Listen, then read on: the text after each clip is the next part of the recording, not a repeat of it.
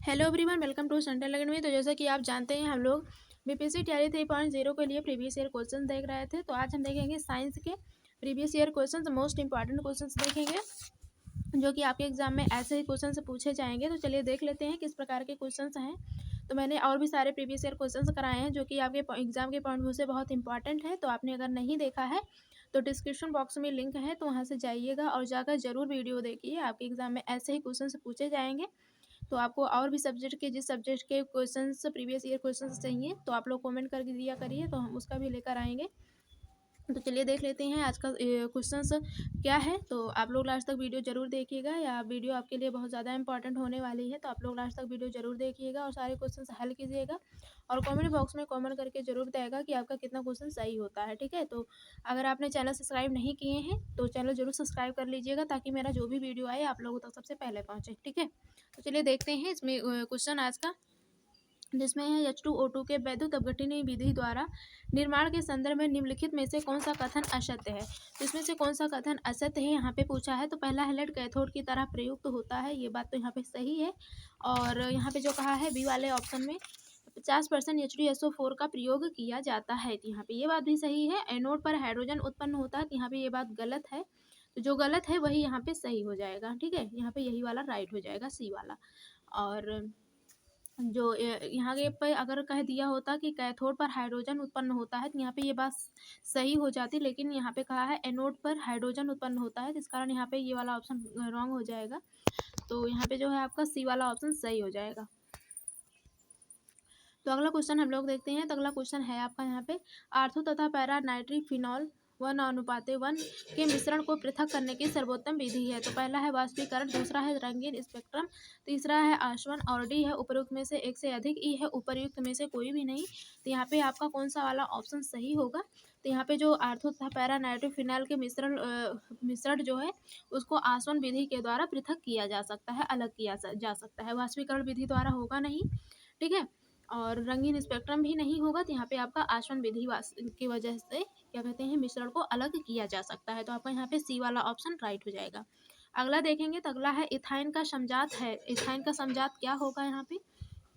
Ethyne का समजात जो होगा यहाँ पे सी होगा। आई थिंक जो इथाइन का सूत्र होता है, फार्मूला होता है, वो C2H2 होता है।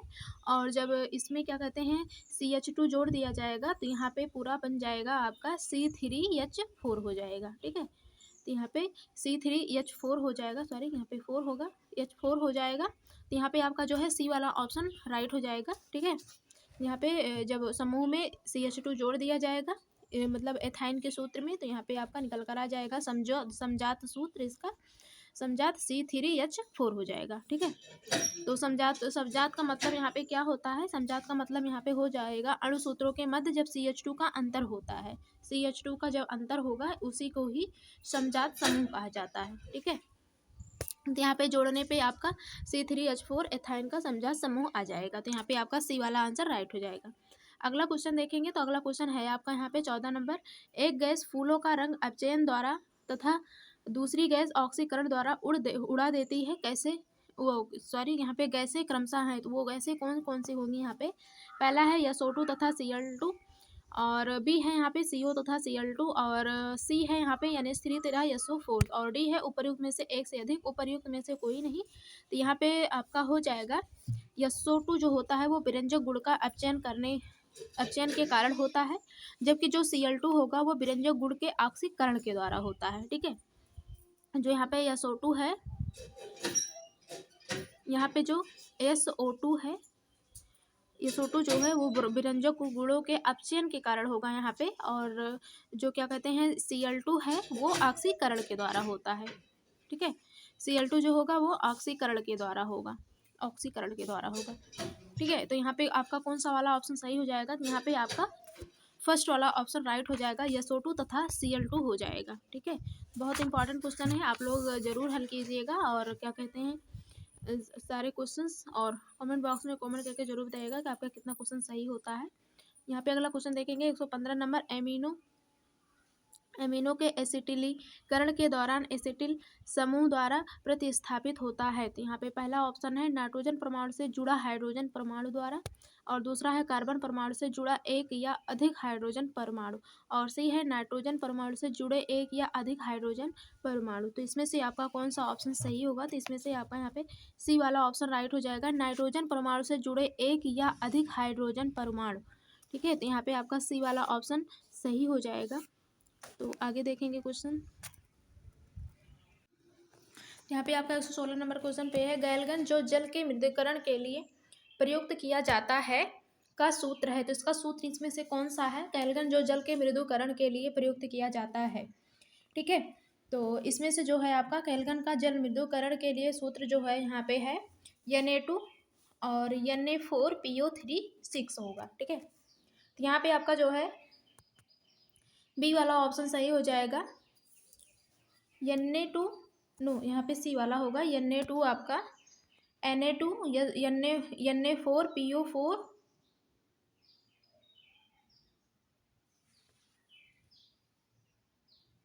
नो, यहाँ पे आपका हो जाएगा 4 वाला नहीं होगा, यहाँ पे PO3 होना चाहिए और Na4 6 होना चाहिए। तो यहाँ पे आपका फर्स्ट वाला आंसर राइट हो जाएगा, Na2 और Na4PO3 6 होगा। ठीक है, तो यहाँ पे आपका फर्स्ट वाला ऑप्शन राइट हो जाएगा। और अगला क्वेश्चन से देखेंगे। यहाँ पे अगला क्वेश्चन आपका है, यहाँ पे IUPAC नाम बताना है। यहाँ पे तो इसका IUPAC नाम क्या होगा इसमें से? तो यहाँ पे हो जाएगा आपका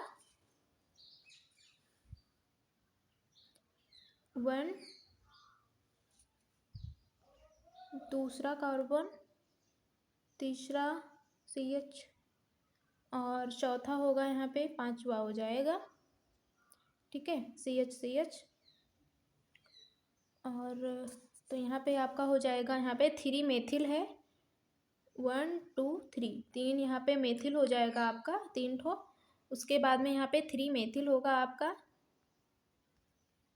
ठीक है, 3 मेथिल हो जाएगा और नो मेथिल नहीं एथिल होगा। ठीक है, यहाँ पे 3 एथिल हो जाएगा आपका और 2 मेथिल होगा। ठीक है, मेथिल होगा 2 आपका, 2 मेथिल हो जाएगा और 1 पेंटीन होगा। ठीक है, 1 पेंटीन हो जाएगा यहाँ पे आपका। तो यहाँ पे आपका जो है सी वाला ऑप्शन सही हो जाएगा। यहाँ पे 3 मेथिल एथिल है, CH3 है यहाँ पे, और 2 यहाँ पे मेथिल है, CH2 है।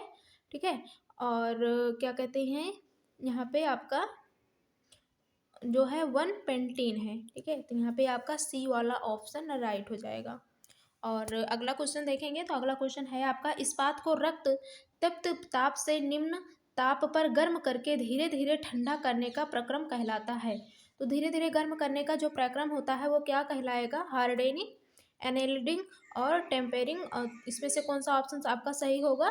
तो इसमें से जो है आपका यहाँ पे एनीलीकरण हो जाएगा, एनीलिंग। ठीक है, तो बी वाला ऑप्शन इसका राइट हो जाएगा। इस बात को रक्त ताप से निम्न ताप तक गर्म करके धीरे धीरे ठंडा करने के प्रक्रम को एनीलीकरण कहा जाता है। 19 नंबर क्वेश्चन देखेंगे। तो 19 नंबर है आपका, F2O में जो है ऑक्सीजन की ऑक्सीकरण अवस्था है। तो ऑक्सीकरण की अवस्था में क्या होगा यहाँ पे? तो इसकी ऑक्सीकरण की अवस्था में हो जाएगा आपका यहाँ पे +2 होगा। ठीक है, यहाँ पे +2 होगा आपका, और सी वाला ऑप्शन सही हो जाएगा। तो यहाँ पे 20 नंबर देखेंगे। तो इसमें है, निम्नलिखित युग्मों में से किस युग्म में दोनों अणु अस्थायी द्विध्रुव आघूर्ण रखते हैं? पहला है यहाँ पे CO2 SO2, और बी है BCl3 PCl3, और सी है H2O SO2। ठीक है, तो इसमें से जो है आपका यहाँ पे सी वाला ऑप्शन सही होगा। ठीक है, सी वाला ऑप्शन सही होगा। ऑक्सीजन यहाँ पे जो होगा, यहाँ पे 4 बंद रखेंगे, और हाइड्रोजन डबल। ठीक है, और यहाँ पे जो S है वो भी यहाँ पे 2 बंद के साथ रहेगा, 2 पाई बंद। ठीक है, और O यहाँ पे हो जाएगा आपका H2O और SO2 हो जाएगा। S डबल बंद के साथ O ऑक्सीजन जुड़ा हुआ है, और यहाँ पे ऑक्सीजन जो है फोर बंद है इसके पास और क्या कहते हैं, ये एक एक हाइड्रोजन के साथ जुड़ा हुआ है। तो यहाँ पे आपका सी वाला ऑप्शन जो है राइट हो जाएगा। ये जो है इनका जो संरचना है, कोणीय जो संरचना है, ये द्विध्रुव अगुण अस्थाई होता है। इसका द्विध्रुव जो अगुण है वो अस्थाई है यहाँ पे। अगला है, पेट में भोजन को पचाने के लिए निम्नलिखित में से किसकी आवश्यकता खास होती है? हवा की। अगला देखेंगे यहाँ पे ऑप्शन में देखेंगे अगला, हवा की, पानी की, एंजाइम की और डी है उपर्युक्त में से एक से अधिक। तो सबसे अधिक किसकी आवश्यकता होती है? तो सबसे अधिक होती है एंजाइम की आवश्यकता होती है। ठीक है, भोजन के पाचन हेतु एंजाइम की आवश्यकता होती है। ठीक है, क्योंकि विभिन्न प्रकार के जो भोज्य पदार्थ होते हैं वो विभिन्न प्रकार के अलग अलग प्रकार के एंजाइम के साथ वो डाइजेस्ट होते हैं। ठीक है, तो यहाँ पे इस कारण यहाँ पे आपका सी वाला ऑप्शन सही हो जाएगा। और अगला देखेंगे तो अगला है श्वसन है। तो श्वसन क्या है? अपचयन प्रक्रिया, अपचयन कैटाबोलिक प्रक्रिया, और दूसरा है उपचयन एनाबोलिक प्रक्रिया, और सी है उक्त दोनों, उपयुक्त में से आई थिंक दोनों, और मतलब दोनों इसमें से, और डी है उपयुक्त में से एक से अधिक। तो इसमें से होगा आपका फर्स्ट वाला ऑप्शन होगा अपचयन कैटाबोलिक प्रक्रिया है। जो श्वसन है वो अपचयन कैटाबोलिक प्रक्रिया है। ठीक है, क्योंकि इसके अंतर्गत जो भोज्य पदार्थ होते हैं वो ऑक्सीकरण से ऊर्जा मुक्त करते हैं। ठीक है, और इसमें श्वसन भी जो होता है वो ऑक्सीशोषण होगा, अनॉक्सीशोषण होगा। अनॉक्सीशोषण का मतलब आप लोग जानते ही होंगे, ऑक्सीजन की अनुपस्थिति में होता है, और ऑक्सीशोषण जो होता है वो ऑक्सीजन की उपस्थिति में होता है। ठीक है, तो इस कारण यहाँ पे जो श्वसन होता है वो अपचयन कैटाबोलिक प्रक्रिया के अंतर्गत ही आएगा। ठीक है, तो अगला देखेंगे हम लोग। तो अगला क्वेश्चन है आपका, रात के समय पेड़ के नीचे सोना उचित नहीं है क्योंकि पेड़ डैश छोड़ता है। तो पेड़ क्या छोड़ता है? Carbon dioxide, oxygen, carbon monoxide और उपयुक्त में से एक से अधिक। तो यहाँ पे होगा आपका फर्स्ट वाला ऑप्शन, कार्बन डाइऑक्साइड छोड़ता है। रात के समय में पेड़ के नीचे सोना नहीं चाहिए क्योंकि जो पेड़ होता है वो रात के समय में कार्बन डाइऑक्साइड छोड़ता है। ठीक है, लेकिन जो पीपल का वृक्ष होता है, पीपल के वृक्ष में रात में ऑक्सीजन निकलता है।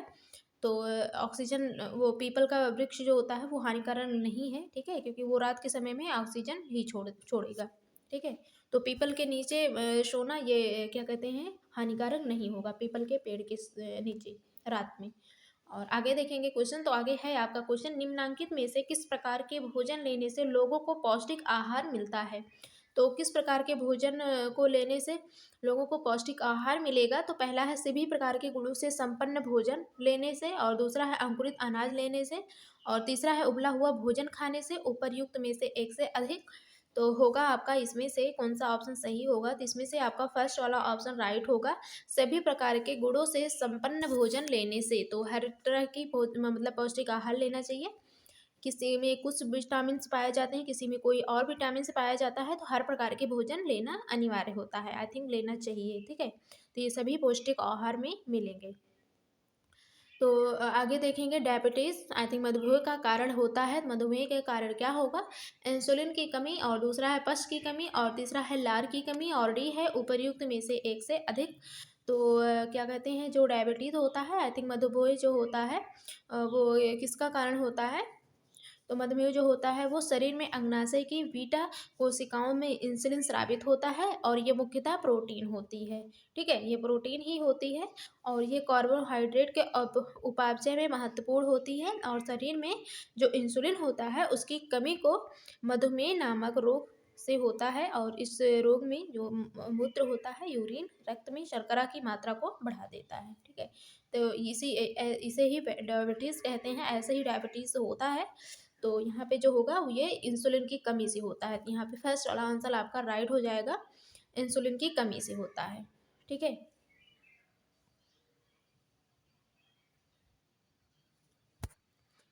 तो जब डायबिटीज़ हो जाता है तो कार्बोहाइड्रेट की मात्रा कम कर देनी चाहिए, नहीं खाना चाहिए, तो लेवल बराबर होता है, शुगर लेवल। और आगे देखेंगे तो सुक्रोज में होता है, सुक्रोज में क्या होता है? ग्लूकोज ओम ग्लैक्टोज, और बी है ग्लूकोज ओम फ्रैक्टोज, और सी है फ्रैक्टोज ओम ग्लैक्टोज। तो क्या होगा इसमें से? तो इसमें से आपका बी वाला आंसर सही होगा, सुक्रोज में ग्लूकोज एवं फ्रैक्टोज होता है। ठीक है, सुक्रोज में ग्लूकोज एवं फ्रैक्टोज दोनों होगा, तो इसमें से आपका बी वाला आंसर राइट हो जाएगा। और क्या कहते हैं, इसमें से जो इसका रासायनिक संरचना होता है, वो सुक्रोज का रासायनिक संरचना के आधार पर डाइसैकेराइड के प्रकार का कार्बोहाइड्रेट, जिसमें ग्लूकोज और फ्रक्टोज होते हैं, और यह किस में पाया जाता है, तो ये जैसे कि गन्ने में पाया जाता है, चुकंदर में, गाजर में, सभी मीठे फलों में सुक्रोज पाए जाते हैं। ठीक है, तो आप लोग ध्यान रखिएगा, इंपॉर्टेंट क्वेश्चन है, आपके एग्जाम में पूछा जा सकता है, इस प्रकार के क्वेश्चन जरूर एग्जाम में पूछे जाते हैं। और अगला क्वेश्चन है, तालाब को कहा जा सकता है एक, क्या कहा जा सकता है, पहला है कृत्रिम इकोसिस्टम, और बी है प्राकृतिक इकोसिस्टम, और सी है बायोम, और डी है उपर्युक्त में से एक से अधिक। तो इसमें से होगा आपका बी वाला आंसर राइट होगा, प्राकृतिक इकोसिस्टम कहा जाएगा। तो यहाँ पे आपका बी वाला आंसर सही हो जाएगा, प्राकृतिक इकोसिस्टम होगा। ठीक है, तो यहाँ पे आपका बी वाला आंसर राइट हो जाएगा। आगे देखेंगे,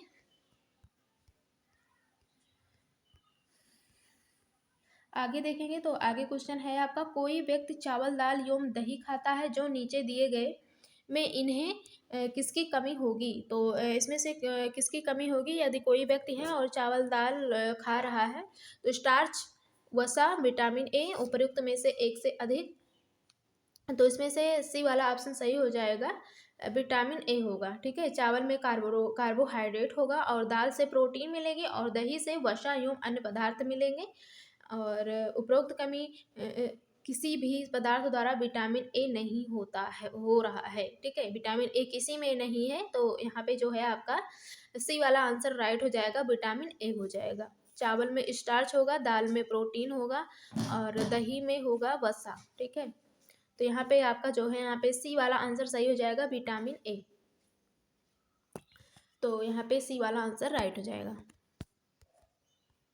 अगला देखेंगे, तो अगला क्वेश्चन है, दीर्घकालीन कठिन परिश्रम के पश्चात मांसपेशियों में होने वाली थकान किस कारण से अनुभव होती है। तो पहला है ऑक्सीजन की आपूर्ति में कमी, और मांसपेशियों के जंतुओं की अल्प क्षति, लैक्टिक एसिड का जमाव, और डी है उपर्युक्त में से एक से अधिक।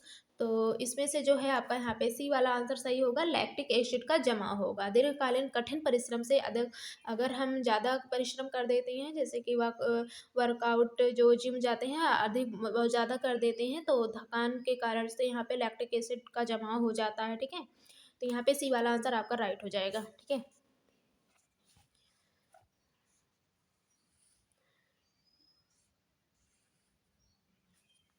जब लैक्टिक एसिड जम जाता है, तो वहाँ पे थकान का अनुभव होता है। तो यहाँ पे आपका सी वाला आंसर राइट हो जाएगा। अगला देखेंगे, 30 नंबर, चॉकलेट स्वास्थ्य के लिए खराब हो सकती है क्योंकि उसमें निम्नलिखित का अंश अधिक होता है, कोबाल्ट का, लेड का, जिंक का। तो चॉकलेट में सबसे अधिक क्या पाया जाता है, कोबाल्ट, लेड, जिंक, सबसे अधिक क्या पाया जाएगा। तो चॉकलेट में जो है लेड सबसे अधिक पाया जाता है। चॉकलेट स्वास्थ्य के लिए हानिकारक हो सकती है क्योंकि उसमें लेड का अंश अधिक होता है, तो चॉकलेट में लेड अधिक पाया जाता है। तो यहाँ पे आपका सी बी वाला आंसर राइट हो जाएगा। और अगला देखेंगे, तो अगला है, निम्नलिखित में से कौन सा शरीर के ऊतकों की वृद्धि, विकास व सुधार के लिए महत्वपूर्ण है। तो इसमें से जो है आपका यहाँ पे,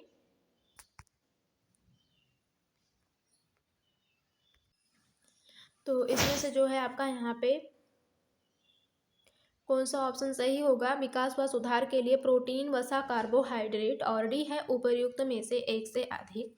तो इसमें से ए वाला आंसर आपका सही हो जाएगा, प्रोटीन हो जाएगा। ठीक है, शरीर के ऊतकों की वृद्धि एवं विकास के लिए सबसे अधिक प्रोटीन की आवश्यकता होती है। तो यहाँ पे आपका फर्स्ट वाला आंसर राइट हो जाएगा, प्रोटीन हो जाएगा। ठीक है ना, तो यहाँ पे आपका पहला ऑप्शन राइट हो जाएगा, प्रोटीन हो जाएगा। ठीक है, तो अगला क्वेश्चन हम लोग देखेंगे। तो आपका यहाँ पे अगला क्वेश्चन है, पौधों में जल की ऊपर की ओर गति कहलाती है। पौधों में जल की ऊपर की ओर गति कहलाती है जल स्राव, और बी है वाष्पन, और सी है रसारोहण, और डी है उपर्युक्त में से एक से अधिक। तो यहाँ पे आपका रसारोहण हो जाएगा, सी वाला ऑप्शन राइट हो जाएगा। पौधों में जल की ऊपर की ओर की गति को रसारोहण कहते हैं। ठीक है, पौधों में जड़ के मूल रोमों से, आई थिंक रूट हेयर द्वारा भूमि से पानी का अवशोषण होता है, और ऊपर चढ़ता है। जब ऊपर जाएगा जो पानी, तो उसे ही हम रसारोहण कहते हैं। ठीक है, जाइलम जाइलम की वजह से जो ल्यूमेन के रास्ते से जाता है, उसे ही हम रसारोहण बोल देंगे। ठीक है, जाइलम की वजह से जल पहुंचता है ऊपर तक। और आगे देखेंगे क्वेश्चन, आई थिंक आप लोगों को पता ही होगा, ये सब क्वेश्चंस तो नॉर्मल से क्वेश्चंस हैं। तो यहाँ पे अगला है आपका क्वेश्चन, सबसे अधिक लोहा पाया जाता है। तो सबसे अधिक लोहा किस में पाया जाएगा? केला में, हरी सब्जी में, दूध में, उपर्युक्त में से एक से अधिक। उपर्युक्त में से कोई भी नहीं, तो जो लोहा होता है सबसे अधिक हरी सब्जी में पाया जाता है। तो यहाँ पे आपका बी वाला आंसर राइट हो जाएगा।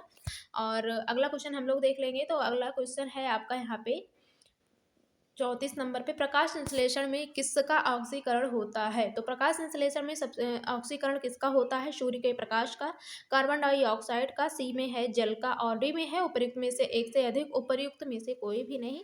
तो यहाँ पे 34 नंबर के यहाँ पे आपका सी वाला आंसर राइट हो जाएगा। प्रकाश संश्लेषण में किसका ऑक्सीकरण होता है? तो जल का होगा H2O का होगा। तो यहाँ पे आपका सी वाला आंसर राइट हो जाएगा, जल हो जाएगा। ठीक है, अगला देखेंगे। तो अगला क्वेश्चन है आपका, पौधों की लंबाई में वृद्धि के लिए आवश्यक नहीं है। तो पौधों में लंबाई में वृद्धि के लिए आवश्यक नहीं है, कौन सा इसमें से आवश्यक नहीं है? Sodium, calcium, nitrogen.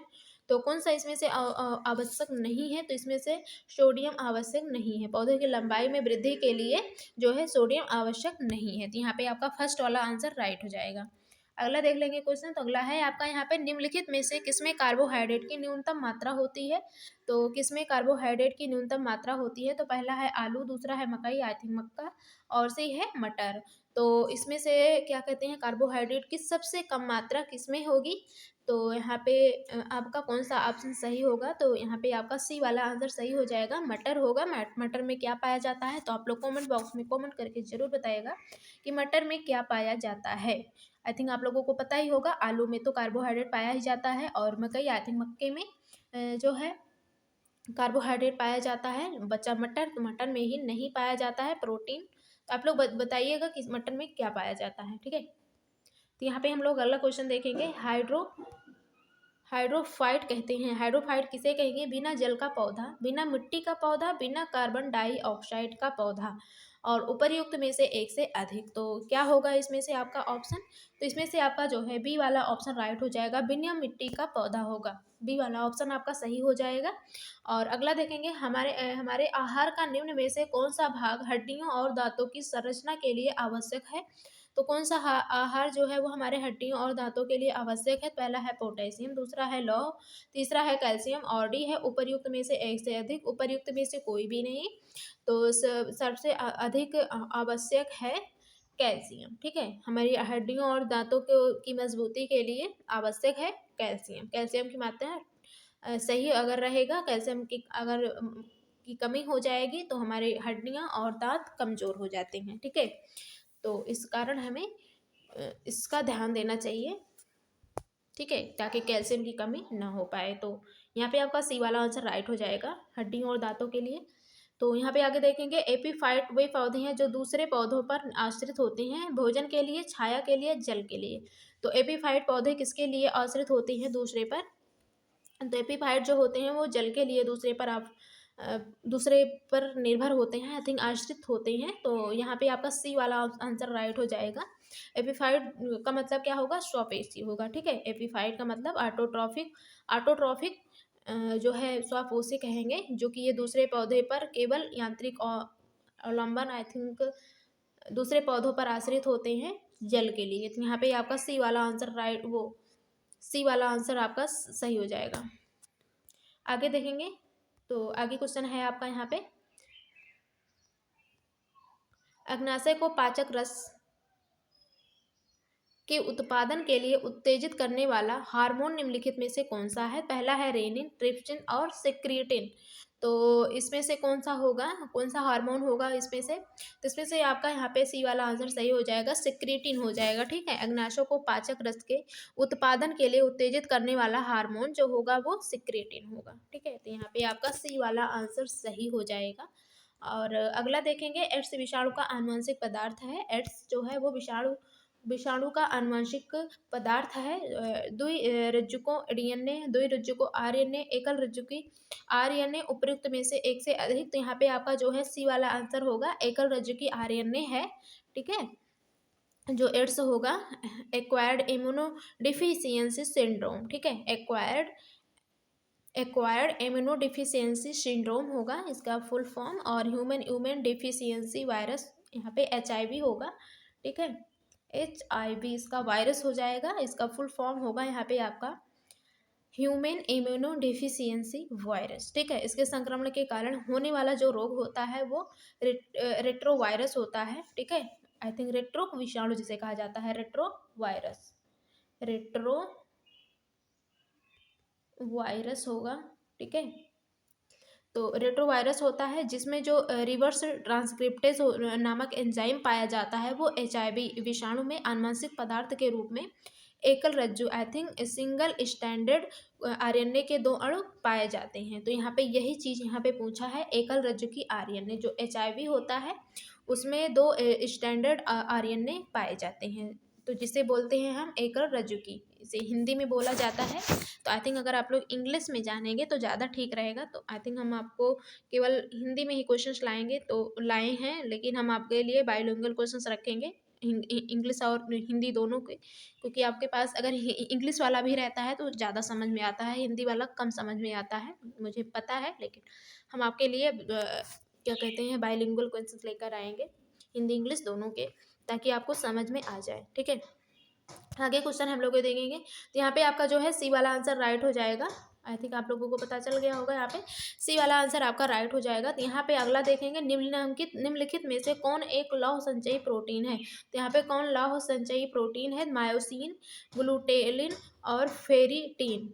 ठीक है, तो यहाँ पे आपका सी वाला आंसर सही होगा, फेरिटीन हो जाएगा। फेरिटीन जो है एक लौह संचयी प्रोटीन है जो मुख्यतः प्लीहा में पाया जाएगा और यकृत में पाया जाता है, और आई थिंक लीवर, और कहाँ पाया जाएगा, अस्थिमज्जा में पाई जाती है। और यह हीमोग्लोबिन संश्लेषण हेतु पकड़ने पर जो है यफी थ्री जो है के रूप में लोहा उत्पन्न करता है। ठीक है, तो यहाँ पे जो है आपका फेरिटीन हो जाएगा। आगे क्वेश्चन देखेंगे, यहाँ पे आपका 43 नंबर पे क्वेश्चन देखते हैं।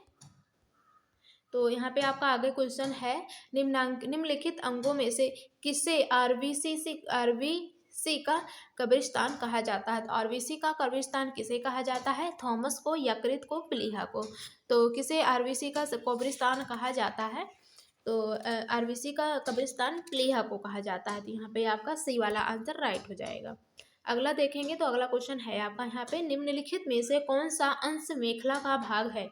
तो इसमें से कौन सा अंश मेखला का भाग है, पहला है इलियम, दूसरा है स्टियम, और सी है यहाँ पे ग्लिनाइड गुहा, और डी है उपर्युक्त में से एक से अधिक। तो यहाँ पे आपका सी वाला आंसर सही होगा, ग्लिनाइड गुहा हो जाएगा। ठीक है, सी वाला आंसर आपका राइट हो जाएगा। ठीक है, अंश मेखला जो है वो मेखला जो होता है कंधे के मेखला के 2 पृथक अर्ध भागों से निर्मित होता है। अगला देखेंगे, यहाँ पे आपका 45 नंबर क्वेश्चन है। यहाँ पे देखेंगे, निम्नलिखित में से कौन सा सुमेलित नहीं है। तो इसमें से कौन सा सुमेलित नहीं है, तो यहाँ पे आप लोग एक बार बी वाला ऑप्शन देखिएगा, कोकेन एक शामक प्रशांतक है, तो यही वाला इसमें से शामिल नहीं है, बी वाला ऑप्शन इसमें सही हो जाएगा। ठीक है, तो यहाँ पे आपका बी वाला ऑप्शन राइट हो जाएगा।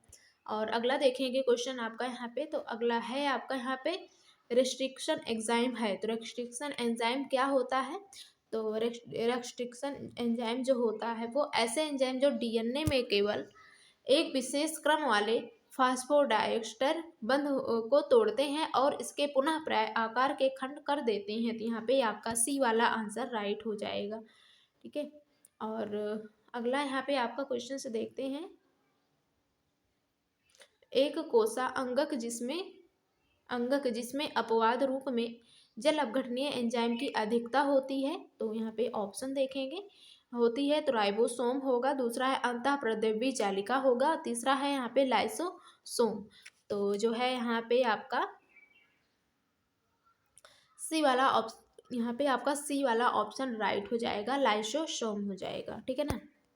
और अगला देखेंगे, अस्तनी के इंटरवर्टिकल डिस्क में निम्नलिखित में से किस प्रकार का कार्टिलेज पाया जाता है। तो किस प्रकार के कार्टिलेज पाए जाते हैं, तो फाइब्रस कार्टिलेज पाए जाते हैं। ठीक है, फाइब्रस कार्टिलेज पाए जाते हैं जो श्वेत तंतु में कार्टिलेज तंतु अत्यधिक मात्रा में पाए जाते हैं तथा पैराकॉर्डियम में अनुपस्थित होते हैं। तो यहाँ पे आपका जो है बी वाला ऑप्शन सही हो जाएगा, फाइब्रस कार्टिलेज हो जाएगा। ठीक है ना। तो यहाँ आपके फाइब्रस कार्टिलेज हो जाएगा। अगला देखेंगे तो अगला क्वेश्चन है आपका यहाँ पे, निम्नलिखित में से कौन सम्मिलित है? तो निम्नलिखित में से कौन सा सम्मिलित है? जीराफ लेमॉर्क, और दूसरा है यहाँ पे ड्रोसोफिला मॉर्गन, और तीसरा है यहाँ पे ओरिजिन ऑफ स्पीसीज मेंडल, और डी है उपर्युक्त में से एक से अधिक।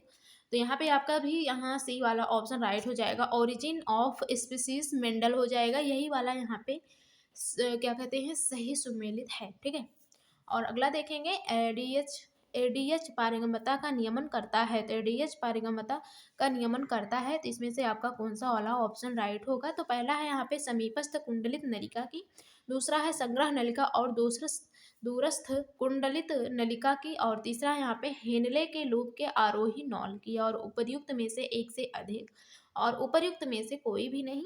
तो इसका जो है यहाँ पे आपका बी वाला आंसर राइट हो जाएगा, संग्रह नलिका और दूरस्थ कुंडलित नलिका। ठीक है, संग्रह नलिका और दूरस्थ कुंडलित नलिका की। ठीक है, तो यहाँ पे आपके 150 क्वेश्चंस थे, तो आप लोग भी हल कीजिएगा और बताइएगा कि आपके कितने क्वेश्चन सही होते हैं। तो आई थिंक मैंने आपके लिए बहुत सारे क्वेश्चंस कराए हुए हैं, प्रीवियस ईयर क्वेश्चंस, और अगर आपने नहीं देखा है तो मैंने पहले ही बता दिया है, डिस्क्रिप्शन बॉक्स में लिंक है, वहाँ से जाइएगा और जाकर वीडियो ज़रूर देखिएगा। आपके एग्ज़ाम में ऐसे ही क्वेश्चन पूछे जाएंगे। आई थिंक जो ये होते हैं एग्ज़ाम होते हैं आपके बीपीएससी टीआरई के, अधिकतर क्वेश्चंस रिपीट होते रहते हैं, तो आपके क्वेश्चंस ज़रूर रिपीट होंगे। तो इस कारण आप लोग प्रीवियस ईयर क्वेश्चंस और प्रैक्टिस सेट हल करते रहिएगा, इससे आपको बहुत ज़्यादा आइडिया लगेगा कि एग्ज़ाम में कैसे क्वेश्चंस पूछे जाएंगे। ठीक है ना, कई लोगों ने बताया हुआ है कि कई क्वेश्चंस रिपीट हो जाते हैं, तो आप लोग ज़रूर हल कीजिएगा, इससे आपको बहुत ज़्यादा हेल्प मिलेगी। तो आज के लिए बस इतना ही, मिलते हैं नेक्स्ट क्लास में। आपको और किस सब्जेक्ट के क्वेश्चन से चाहिए previous year questions practice set, तो आप लोग कमेंट बॉक्स में कमेंट करके ज़रूर बताइएगा कि हम उसका भी लेकर आएंगे। ठीक है ना, तो मिलते हैं नेक्स्ट क्लास में, तब तक के लिए धन्यवाद। और आप लोग चैनल अगर सब्सक्राइब नहीं किए हैं तो चैनल ज़रूर सब्सक्राइब कर लीजिएगा, और वीडियो को ज़रूर से ज़रूर लाइक कर दीजिएगा। ठीक है, अगर आप लोग वीडियो लाइक करते हैं तो हमें थोड़ा सा मोटिवेशन मिलता है, हमें अच्छा लगता है कि आप लोगों को वीडियो अच्छी लगी है, तो हम और भी ज़्यादा अच्छी से अच्छी वीडियो लाने का पूरा मतलब प्रयास करेंगे। तो आप लोग क्या कहते हैं लाइक कर दिया करिए वीडियो को। ठीक है, तो इससे हमें अच्छा लगेगा। तो मिलते हैं नेक्स्ट क्लास में, तब तक के लिए धन्यवाद।